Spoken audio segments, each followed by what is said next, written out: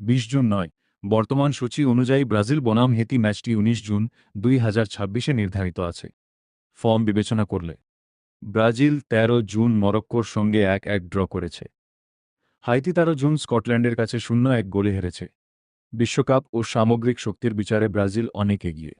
সম্ভাব্য ফলাফল prediction: Brazil জয়ের সম্ভাবনা 80-85%, ড্র 10-15%, ব্রাজিল জিতবে। ব্রাজিল -2 হ্যান্ডিক্যাপ, ম্যাচে 2.5 গোলের বেশি, ব্রাজিল 3+ গোল করবে। সঠিক স্কোর 3-0/4, 0/4-1। প্রথমার্ধে ব্রাজিল এগিয়ে থাকবে, উভয় দল গোল করবে না। বিটিটিএস নো, কারণ ব্রাজিল গ্রুপের অন্যতম ফেভারিট আর হাইতি তুলনামূলক দুর্বল দল।